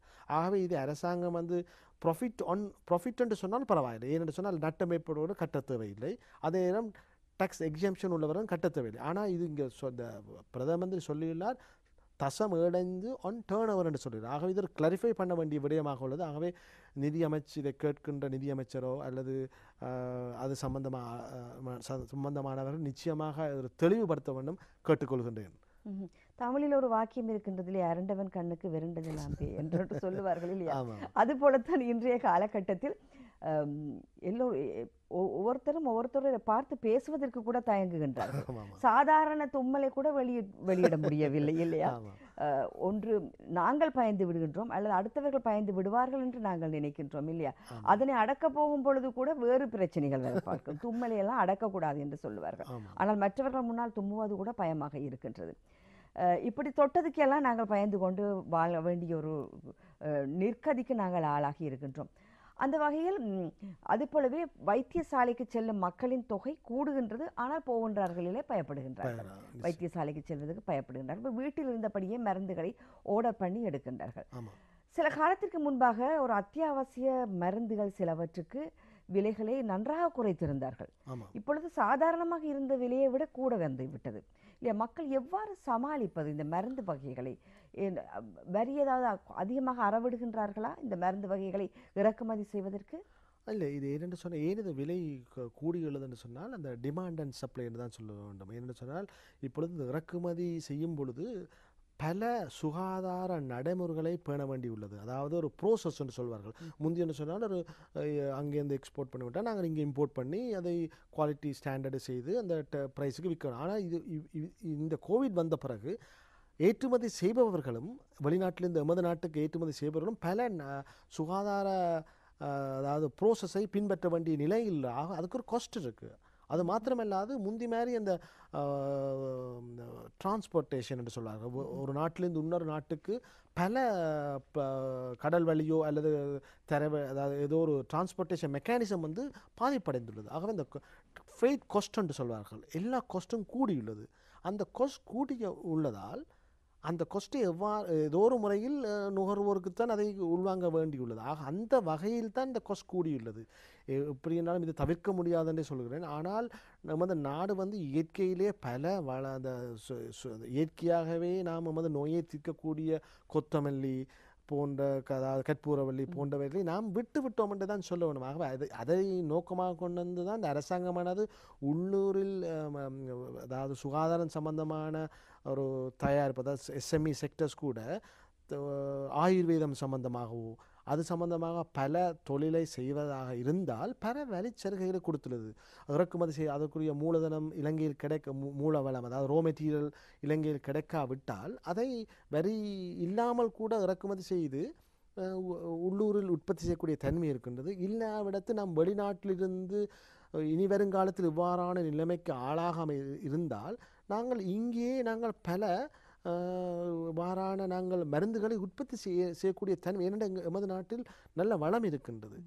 நல்ல என்னென்ன என்வாயன்மெண்ட் வந்து வெரி நல்ல மண்டே சொல்லுவோம். அதை நாங்கள் இந்த முறை எமது தொழில் செய்பவர்கள் மிகவும் கவனமாக எடுத்து செய்பவராக இருந்தால் நிச்சயமாக நாங்கள் சுகாதாரத்துறையிலும் அதாவது மருந்து உற்பத்தி துறையிலும் தன்னிறைவு பெறலாம் என்று. ஏன்னா பாரிய அந்நிய செலாவணி வெளியில் போகின்றது. நாங்கள் ஆகவே இதை தடுக்க வேண்டிய ஒரு கட்டாயமாக நிச்சயமாக மக்கள் செல்வார்கள் என்றே நான் கருதுகின்றேன். நல்லது. போன வாரம் கூட நாங்கள் பேசினோம், இந்த இம்முறை வரவு செலவு திட்டத்தில் பல்கலைக்கழக அனுமதிகள் அதிகரிக்கப்பட்டிருக்கின்றன என்று சொல்லி. என்றாலும் கூட நாங்கள் பல்கலைக்கழக அனுமதி பெறாதவர்கள் 1-2 புள்ளிகள் வித்தியாசத்தில் ஒரு நிறைய பேருக்கு இப்படி பல்கலைக்கழக அனுமதி கிடைக்காமல் போயிருக்கலாம். அவர்கள் எங்கே செல்கின்றார்கள்? ஒரு சிலர் நாங்கள் முதலில் பேசிக்கொண்ட மாதிரி சுய தொழில் ஈடுபடுகின்றார்கள். ஆனால் வேறு சிலர் தனியார் கல்வி நிறுவனங்களை நாடி செல்கின்றார்கள் இல்லையா? அவர்களுக்கென்று ஒரு குறிக்கோளோடு தான் படிக்க வந்திருப்பார்கள். பல்கலைக்கழக அனுமதி கிடைக்கவில்லை என்றவுடன் அவர்கள் நாடி செல்வது தனியார் நிறுவனங்கள், கல்வி நிறுவனங்கள். நிறைய நிர்மாணிக்கப்பட்டு வருகின்றன தனியார் கல்வி நிறுவனங்கள். இவர்களுக்கான ஏதாவது சலுகைகள் இம்முறை வரவு செலவு திட்டத்தில் பரிந்துரைக்கப்பட்டிருக்கின்றன? நல்ல பரிந்துரைகள் வழங்கப்பட்டுள்ளது. ஆனால் அதாவது வொகேஷனல் இன்ஸ்டிடியூஷன், அதாவது இவ்வளவு காலம் நாங்கள் வந்து ஒரு டிகிரி இல்லாத ஒரு சர்டிஃபிகேட்டை தான் அந்த இன்ஸ்டிடியூஷன் கொடுத்து வந்துள்ளது. அதன் வாயிலாக உண்மையாக HND கோர்ஸ் என்று சொல்லலாம் போன்ற சர்டிஃபிகேட் மூலமாக ஒரு ரெகக்னிஷன், ஒரு டிகிரி உள்ளவருக்குரிய ரெகக்னிஷன் இங்கே இல்லை. உலக 4-5 வருஷம் நாங்கள் ஒரு கேட்கனரி படித்து விட்டு வேலைக்கு வரும்பொழுது அதை ரெக்கக்னைஸ் பண்ணி வேலைக்கு அது அக்செப்ட் பண்ண இருந்தால் மிகவும் பிரயோசனம். ஏன்னா அதனுடைய நேரமும் வீணாகின்றது, வளமும் வீணாகின்றது. ஆகவே அரசாங்கம் இதை நன்றாக உணர்ந்து அந்த வொகேஷனல் இன்ஸ்டிடியூஷனுக்கு ஊக்குவிக்கும் முகமாக அவர்கள் வந்து தமது இன்டேக் என்று சொல்வார்கள், அதாவது தமது உள்வாங்கலை இரட்டிப்பாக்கினால், இப்பொழுது செய்வதும் விட 2 இரட்டிப்பாக்கினால் 50,000க்கு மேலாக என்ற ஒரு வரையறை உண்டு. அதற்கு மேலாக செய்தால் 5 வருஷ வரி இல்லாமல் செய்துள்ளார்கள். அது மாத்திரமில்லாமல் அந்த அவ்வாறு படிக்கின்ற மாணவர்களுக்கு 4,000 ரூபா மாத கொடுப்பனவாக. அது மாத்திரமல்லாது அவ்வாறு ட்ரைனிங் இன்ஸ்டிடியூஷனும் கூட பல சலுகைகளை பெற்றுக்கொள்ளக்கூடிய தன்மை ஏற்படுது. உதாரணமாக அவர்கள் தமது தொழில்நுட்ப வளர்ச்சிக்காக டியூட்டி ஃப்ரீ இம்போர்ட் பண்ணலாம். அதே மாத்திரம் இலகு கடன்களை பெற்றுக்கொள்ளக்கூடியதாக இருக்கும். ஆகவே ஏனென்று சொன்னால் இல்லாவிட்டால் மக்கள் என்ன செய்கிறார்கள்னா வெளிநாட்டு கற்கனரிகளுக்கு நாங்கள் ரெஜிஸ்டர் பண்ணி, அதாவது பாரிய ஆன்லைன் மூலமாக வெளிநாட்டு யூனிவர்சிட்டிகள் இங்கே வந்து எமது வளத்தை வெரி இன்டெலிஜென்டாக சுரண்டுகின்றார்கள். அதாவது முந்தி இங்கே வந்து எமது வளத்தை பெற்றார்கள். இப்பொழுது அங்கே இருந்து கொண்டே எமது இளம் சமுதாயத்தினை கற்கனரி பல டிகிரி கொடுப்பதாக சொல்லி இந்த வளத்தை சூறையாடுகின்றார்கள். ஆகவே இதை தடுக்க வேண்டும். இது எல்லோரும் தெரிஞ்சு ஒன்றும் செய்ய. ஆனால் இதை உணர்ந்து அரசாங்கம் இந்த இன்ஸ்டிடியூஷனுக்கு கூட டிகிரி என்ற தன்மையை, அதாவது அவ்வாறான இன்ஸ்டிடியூஷன் படித்தால் கூட நீங்கள் டிகிரி யூனிவர்சிட்டிக்கு ஏற்ற மாதிரியான ஒரு டிகிரியை பெற்றுக்கொள்ளக்கூடிய தன்மையை ஏற்படுத்தி கொடுக்கின்றது. இதன் வாயிலாக அவர்கள் MBA MSc போன்ற மேற்படிப்புகளை செய்து PhD போன்ற டாக்டரேட்டை செய்வதன் வாயிலாக ஸ்கில் லேபர்ஸை உருவாக்குனார்கள். அரசாங்கம் அது மிகவும் முக்கியம். என்று சொன்னால் இந்த ரோ மெட்டீரியல் அதாவது ரோ மெட்டீரியலை ஏற்றுமதி செய்வதை விட ஒரு ப்ரோசஸ் பண்ணி செய்தால் வேல்யூ அடிஷன் உருவாகின்றது. அதைத்தான் எமது தொழிலாளர்களை சாதாரண ஒரு தொழிலாளர்களை வெளிநாட்டு அனுப்பாமல், அல்லது சாதாரண தொழிலாளர் இருந்தால் சிறிய வருமானம் தான் பெற்றுக்கொள்வோம். அதே நேரம் ஒரு குவாலிஃபைடாக இருந்தால் நாலேஜ் இருக்கும். ஆகவே நாங்கள் எமக்கு பெற்றுக்கொள்ளக்கூடிய மாத வருமானமும் நாங்கள் கூடுதலாக பெற்றுக்கொள்வோம். ஆகவே இது வந்து எவ்வாறுன்னு சொன்னால் ஒரு மரத்தை நடுவது போன்று, மரத்தை நட்டு நாளைக்கே பழம் பறிக்க முடியாது. ஆகவே இவ்வாறான அடிப்படை மாற்றங்களை ஏற்படுத்தினால் நிச்சயமாக வருங்காலத்தில் நல்ல பெறுவர்களை பெற்றுக்கொள்ளக்கூடிய தன்மை உருவாகும் என்றே ஒவ்வொரு செயல்களையும் நாங்கள் இலகுவாக செய்து முடிக்கக்கூடியதாக இருக்கும் இல்லையா? ஆமாம், அறிவுபூர்வமான மக்களை நாங்கள் உருவாக்கும். ஆமாம், ஸ்கில் லேபர் என்று சொன்னால், அது ஸ்கில் லேபர்ஸ் என்று சொன்னால் மிகவும் எல்லாருமே ஒரு படித்த ஒரு நல்ல ஸ்டாண்டர்ட் இருந்தால் அந்த பேசிக்காகவே அந்த கல்வி வந்துவிட்டால் நாடு வந்து ஆட்டோமேட்டிக்காகவே வளர்ச்சி அடைந்தது. கண்டிப்பாக. அது போலவே தொழில் நிமித்தம் காரணமாக வெளிநாட்டுக்கு சென்றவர்கள் இருக்கின்றார்கள். இவர்களுக்கான சலுகைகளும் வழங்கப்பட்டிருக்கிறதாக கேள்விப்பட்டோம் இல்லையா? சலுகைகள் என்று சொல்ல போனால் குடும்பத்தினருக்கா, அவர்களுக்கா, வரி சலுகைகளா, எவ்வாறு என்று சொல்லுங்கள். ஆமாம், இப்போ தற்பொழுது இந்த கோவிட் சம்பந்தமாக அரசாங்கம் எடுத்துள்ளது, இந்த எமது நாட்டுக்கு வர வேண்டி உள்ளவர்களை பாரிய செயற்திட்டம் மூலமாக வரும்படி பல திட்டங்களை கொண்டு வருகிறார். அதே ஒரு மிகவும் முக்கியமாக என்று சொன்னால் அவர் எமது நாட்டுக்கு பல ஆண்டுகளாக அந்நிய செலாவணியை ஈட்டி தந்தவர்கள். அந்த வகையில் அதுவும் அதாவது டேஞ்சிபிளாக இல்லாட்டியும் அது ஒரு பெனிஃபிட் என்றே கருதுகின்றேன். அது மாத்திரமல்லாது இப்போ இந்த வரவு செலவு குறிப்பிட்டார்கள் ஒவ்வொரு டாலர் இங்கே அனுப்பினால் அதற்கு ஒரு ₹2 ஒரு தொகையை பெற்றுக்கொள்ளக்கூடிய, அதாவது பென்ஷன் ஸ்கீம். என்னென்னு சொன்னால் வெளிநாட்டில் வேலை செய்பவர்களுக்கு ஒரு பென்ஷன் ஸ்கீம் இல்லை. ஆகவே இது ஒரு அதாவது ஒரு வெளிநாட்டு வேலை செய்பவர்கள் மாதம் அனுப்புகின்ற அல்லது வருஷம் அனுப்புகின்ற ஒவ்வொரு டாலருக்குமாக ₹2 ஏதோ ஒரு அந்த தொகையானது காலத்துக்கு காலம் மாற்றம் ஏற்படும். ஆகவே ஒரு தொகையை அரசாங்கம் $2 பெறுமதியாக என்று சொல்லி அதுக்குரிய அமௌண்ட்டை ஒரு இன்சூரன்ஸ் ஸ்கீமாக அல்லது பென்ஷன் ஸ்கீமாக உருவாக்குகின்றார். ஆகவே அவர்கள் ஒரு 60 வயதுக்கு பின்பாக இங்கே வரும்பொழுது அவர்களுடைய தேக ஆரோக்கியம் குறைந்துவிடும், அவர்கள் வேலை செய்ய திறனும் இல்லை. ஆக இங்கே வரும்பொழுது வெறுங்கையுடன் வரமாட்டார்கள். வந்தாலும் பின்பு எவ்வாறு வாழ முடியும் என்ற ஒரு பிரச்சனை இருக்குது. ஆகவே அதை நிவர்த்தி செய்யும் முகமாக இந்த திட்டமானது உள்வாங்கப்பட்டுள்ளது. ஆகவே இது வெளிநாட்டு வேலை செய்பவர்களுக்கு மிகவும் ஒரு பாரிய நன்மையை பெற்றுத்தரும் என்றே நான் கருதுகின்றேன். விவசாயி என்பவன் சேற்றில் கால் வைத்தால் தான் நாங்கள் சோற்றில் கை வைக்கலாம் என்று சொல்லப்படுகின்றது. எனவே விவசாயிகளை யாரும் மறக்கக்கூடாது, மறக்கவும் மாட்டோம். இவர்களுக்கான சலுகைகள் வரவு செலவு திட்டத்தில் என்னென்ன கொடுக்கப்பட்டிருக்கின்றன? ஆமாம், இந்த அரசாங்கம் வந்து இந்த ஃபிஷரிஸ் அண்ட் அக்ரிகல்ச்சர் போன்ற லைஃப் ஸ்டாக் போன்றவற்றை அறவே 5 வருஷம் வரியிலிருந்து விலக்களிக்கப்பட்டுள்ளது. அது மிகவும் வரவேற்கத்தக்கது, போல்ட் டிசிஷன். அது நாங்கள் போன முறை கூட விரிவாக பார்த்துட்டோம். ஆனால் அந்த எஸ்எம்இ செக்டர் உள்ளவர்களை ஏன்னு சொன்னால் இலங்கையில் வந்து பாரிய நிலம் இல்லை. ஆகவே இந்த சின்ன நிலமாக வைப்பவர்கள் யோசிக்கிறார்கள் தங்களால் என்ன செய்ய முடியும், அதனால் தாங்கள் அதாவது எக்கனாமிக் ஆஃப் ஸ்கேல் என்று சொல்லுவாங்க. அதாவது அதாவது ஒரு உற்பத்தியை வந்து கூடுதலாக உற்பத்தி செய்யும் பொழுது தான் அதுக்குரிய உற்பத்தி செலவானது யூனிட் காஸ்ட் என்று சொல்வார்கள் குறைந்திருக்கும். ஆக அது செய்ய முடியாத தன்மை ஏற்படுகின்றது. ஆகவே அரசாங்கம் அந்த தன்மையை போக்குமுகமாக பல சலுகை, உதாரணமாக இறக்குமதி, அதாவது ஒரு விவசாயத்தில் ஈடுபட்டு நாங்கள் விவசாய பொருட்களை அறுவடை செய்யும் காலத்தில் இறக்குமதி வந்துவிட்டால் எமது உள்ளூர் உற்பத்திக்கான விலையானது பாரிய அளவில் வீழ்ச்சி அடைகின்றது. ஆகவே அரசாங்கமானது இலங்கையில் கிடைக்கின்ற பொருட்களை இறக்குமதி செய்ய முடியாது என்று போல்ட் டிசிஷன் எடுத்துள்ளார். உதாரணமாக இஞ்சி, மஞ்சளை சொல்லலாம். அது மாத்திரமல்ல பல விவசாய பொருட்களை அதாவது பேன் பண்ணி உள்ளார். இனி இறக்குமதியை விவசாய பொருட்களை இறக்குமதி செய்ய முடியாது என்ற வரையில் ஒரு கட்டுப்பாடை கொண்டு வந்தார். இதன் வாயிலாக உள்ளூர் விவசாயம் செய்வதற்கு பாரிய கிராக்கி ஏற்படுகின்றது. அவர்களும் நன்றாக வருமானத்தை பெற்றுக்கொள்ளக்கூடியதாக இருக்கும்.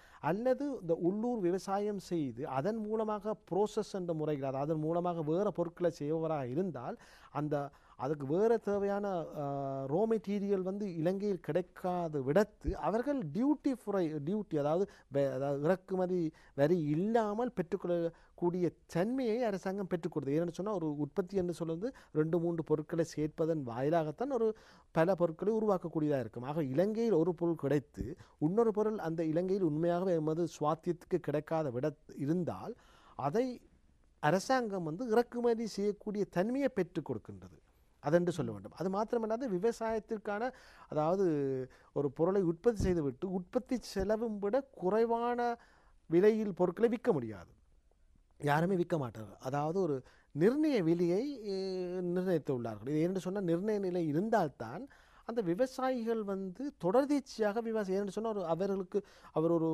பொருட்களை செய்துவதற்கு ஒரு 3-4 மாதம் எடுப்பது. அவ்வாறு அறுவடை செய்யும் பொழுது இந்த சப்ளை கூடுதலாக இருக்கின்றது, டிமாண்ட் வந்து இருக்காது. ஆனால் அரசாங்கம் சப்ளையை கூடும் பொழுது எப்பொழுதுமே அந்த டிமாண்டும் விட சப்ளை கூடும் பொழுது விலையானது குறைகின்றது. அதாவது வந்து தேவைக்கு அதிகமாக ஒரு பொருள் வந்து சந்தையில் வரும் பொழுது விலையானதும், அதாவது அந்த கேள்வி நிரம்பலன்றதுக்காக விலை குறை. ஆக இதே அரசாங்கம் நன்குணர்ந்து களஞ்சிய வசதியை கூட ஏற்படுத்தி கொடுக்குறார். அதாவது நீங்கள் விவசாயம் செய்பவர்கள் களஞ்சிய வசதி தேவைப்பட்டால் இலகு தவணை முறையிலோ அல்லது டியூட்டி ஃப்ரீ மூலமாக களஞ்சிய வசதியை ஏற்படுத்தி அதை செய்யக்கூடிய ஊக்குவிக்க அரசாங்கம் கேட்டுக்கொள்கிறார். ஆகவே அந்த வகையான சலுகை ஏற்படுது. ஆகவே அந்த கேள்வி, அதாவது கூடுதலாக உற்பத்தி இருந்தாலும் அதை களஞ்சியப்படுத்தி தேவை ஏற்படுது, மாறி காலம் ஏற்படும் பொழுது நமக்கு பொருட்கள் தட்டுப்பாடு ஏற்படுகின்றது. பொருட்களுக்குரிய கேள்வி இருந்தாலும் பொருட்கள் சந்தையில் இல்லாது. ஏன்னு சொன்னால் நம்ம போதிய களஞ்சிய வசதி இல்லை. ஆகவே இந்த வரவு செலவு இதில் மிக முக்கியம் என்னென்று நான் நமது நாட்டு மக்களை விவசாயிகளை கேட்டுக்கொள்கிறேன் என்னென்று சொன்னால், இந்த விவசாயிகளுக்கு போதுமான அறிவு சென்றடைய இல்லையோ என்று தான் தோணுகின்றது. ஏன்னு சொன்னால், ஒரு நகரப்புறத்தில் இருப்பவர்களோ ஓரளவு படித்தவர்கள் யூனிவர்சிட்டி உள்ளவர்களுக்கு இந்த விவரங்கள் தெரியும். ஆனால் அவர்கள் விவசாயம் செய்வதில்லை. ஆனால் விவசாயம் செய்பவர்களுக்கு தான் இந்த பலன் சென்றடைய வேண்டும். ஆகவே இனி வருங்காலத்தில் இந்த கிராம சேவகர்கள் அல்லது பிரதேச சேவகர்கள் வேலை செய்பவர்கள் மாதம் மாதம் அரசாங்கமானது கட்டாயமாக ஒரு நிகழ்ச்சி திட்டத்தை கொண்டு வர வேண்டும். என்னென்று சொன்னால், இவ்வாறான திட்டங்களை மாதம் மாதம் ஒரு கலந்துரையாடலை கொண்டு வர வேண்டும். இல்லாவிடத்தில் இந்த பாலிசி எல்லாம் வீணாக போய் அரசாங்கம் வந்து பல அமௌண்ட் நிதியை ஒதுக்கி அந்த விவசாயத்தை எவ்வளவுதான் செய்தாலும் அந்த பலனை நிச்சயமாக இந்த இன்டர்மீடியேட்டர்ஸ் தான், அதாவது இந்த இடைத்தரகர் என்று சொல்வார்கள், அதை கூட இந்த அரசாங்கம் இந்த வரவு செலவில் நீக்கியுள்ளது. அரசாங்கம் என்ன செய்ய வேண்டும் என்றால், ஒரு விவசாயம் செய்பவர்களை அண்டி அவர்களிடம் இருந்து பொருட்களை பெற்று தாமாக சந்தைக்கு கொண்டு வரக்கூடிய வசதியை ஏற்படுத்தி கொடுக்கிறார். இது நல்ல முறை. ஆனால் இது எவ்வளவு தூரம் அந்த விவசாயிகளுக்கு தெரியுமோ என்றதை நாம் பார்த்தது. ஆகவே இந்த கம்யூனிகேஷன் கேப்பை அரசாங்கம் நிச்சயமாக கவனத்தில் எடுத்து, எவ்வளவுதான் திட்டங்கள் இருந்தாலும் அதை திட்டம் வந்து செயற்படுத்தி அதை வெற்றி கொள்வது அந்த நடைமுறை, அதாவது இம்ப்ளிமெண்டேஷன் என்று இருக்குது. அந்த இம்ப்ளிமெண்டேஷன் தான் இங்கே ப்ராப்ளமாக இருக்குது. ஆகவே அரசாங்கம் இதை நன்கு உணர்ந்து இந்த இம்ப்ளிமெண்டேஷனில் கொஞ்சம் கவனம் செலுத்த தாழ்மையுடன் கேட்டுக்கொள்கின்றேன். அதுபோலவே மக்கள் தாங்கள் சம்பாதிக்கும் பணத்தை வங்கிகளில் வைப்பு செய்வதை விட இன்னும் ஒரு சிலர் இருக்கின்றார்கள் நிதி நிறுவனங்களில் முதலீடு செய்வது. இல்லை, அப்படி ஒன்று இருக்கின்றது. பிற நிதி நிறுவனங்களில் முதலீடு செய்து அதை இழந்தவர்கள் இருக்கின்றார்கள். இந்த இழப்புகளுக்கு முகம் கொடுக்காமல் அவர்கள் தப்பிச் செல்வதற்கான ஏதாவது வழிமுறைகள் இந்த வரவு செலவு திட்டத்தில் பரிந்துரைக்கப்பட்டிருக்கின்றன. ஆமாம், நிதியமைச்சர் என்ற முறையில் பிரதம மந்திரி சில நிதி நிறுவனங்களை பெயரை குறிப்பிட்டுள்ளார். நான் இங்கே குறிப்பிடவில்லை. ஆகவே மக்களும் என்னென்னு சொன்னால், மக்களுடைய சைக்காலஜி என்ன, எங்கே வருமானம் எங்கே இன்ட்ரெஸ்ட் கூட இருக்கோ அங்கே செல்லுவார்கள். அது மனித இயல்பு, மனிதர்கள் குறை சொல்ல முடியும். ஆனால் அந்த நிதி நிறுவனங்கள் வந்து அதாவது மிகவும் கவனமாக மானிட்டர் பண்ணணும். அது கடப்பாடு வந்து சென்ட்ரல் பேங்குக்கு தான் இருக்கின்றது, மத்திய வங்கிக்கு. மத்திய வங்கி என்று இலங்கையில் கடந்த காலங்கள் தேவைக்கு அதிகமாக அந்த நிதி நிறுவனங்கள் வந்துள்ளது. ஆகவே இதை இந்த வரவு செலவு திட்டத்தில் பிரதம மந்திரி என்ன சொல்லிவிட்டார் என்று சொன்னால், ஒரு நிதி கம்பெனியானது சப்சிடரி கம்பெனி என்று இருந்தால் அந்த சப்சிடரி கம்பெனியை கன்சாலிடேட் பண்ணி அந்த பேரண்ட் கம்பெனியுடன் இணைக்க சொல்லியுள்ளார். அது மாத்திரமல்லாது வர்த்தக வங்கியில் ஈடுபடும் வங்கிகள் நிதி கம்பெனி இருந்தால் அவர்களும் இதை மேர்ஜ் பண்ணி அதாவது கூடுதலாக நிதி கம்பெனிகள் இல்லாமல் ஒரு குறைந்த நிதி கம்பெனி, நாடு சிறிய நாடு, இந்த நிதி தேவையை பூர்த்தி செய்ய இருக்குமாறு நிறுவனங்கள் போதும். ஆகவே இதை குறைவாக இருந்தால் அதை மானிட்டர் பண்ணக்கூடிய தன்மை இலகுவாக இருக்கும். அதை முதல் செய்துள்ளார்கள். அது மாத்திரமல்லாது அவர்கள் என்ன சொல்லிவிட்டார்கள் என்று சொன்னால், அந்த வர்த்தக வங்கிகள் இவ்வளவு காலம் நாங்கள் வர்த்தக வங்கி போய் பெரிய ப்ரொஜெக்ட்களுக்கு நாங்கள் ஒரு நிதி தேவை ஏற்படும் பொழுது அவர்கள் அந்த நிதி தேவையை சொல்வார்கள், தாங்கள் வர்த்தக வங்கியில் ஈடுபடுகின்றோம், இது வந்து ஸ்ட்ரக்சரல் ஸ்ட்ராட்டஜிக் டெவலப்மெண்ட் போன்ற அமைப்புகள் வருவதனால் இந்த வர்த்தக வங்கியிடம் நிதியை பெற முடியாது என்று அமைப்பு. ஆனால் இந்த முறையில் நீங்கள் அவ்வளவு கவனமாக தெரிந்திருத்தல் வேண்டும். அந்த கமர்ஷியல் வங்கிகளுக்கு நிதியமைச்சர் என்ற முறையில் பிரதம மந்திரி சொல்லியுள்ளார், அவர்களும் நிதி சம்பந்தமாக, அதாவது டெவலப்மெண்ட் ஃபைனான்ஸை செய்யக்கூடிய தன்மையை பெற்றுக் கொடுத்துள்ளார் என்று கருதுகின்றேன். நல்ல தகவல்கள் தான் என்றாலும் இன்னும் நிறைய பேசலாம். வரி தொடர்பாக இல்லையா, இது பெரிய கடல் போன்ற விடயம், இது இன்னும் பேசிக்கொண்டே இருக்கலாம். மீண்டும் சந்திப்போம், நிறைய பேசுவோம். நன்றி நிகழ்ச்சியில் கலந்து கொண்டதற்கு. நன்றி, வணக்கம். நல்லது நேயர்களே, வரவு செலவு திட்டம் 2021 சிறப்பு நிகழ்ச்சியூடாக நாங்கள் உங்களிடமிருந்து விடைபெற இருக்கின்றோம். இன்று நிகழ்ச்சியில் எங்களோடு இணைந்து கொண்டவர் சார்ட்டர்ட் அக்கவுண்டன்ட், டேக்ஸ் கன்சல்டன்ட், அதாவது பட்டய கணக்காளர், நிதி வரி ஆலோசகர் ஏஜிஎஸ் சுவாமிநாதன் சர்மா அவர்கள். அவருக்கு மீண்டும் நம்முடைய நன்றிகளை தெரிவித்துக் கொண்டு நாங்கள் விடைபெறுகின்றோம். மற்றொரு நிகழ்ச்சியினூடாக சந்திக்கலாம். நன்றி, வணக்கம். நன்றி.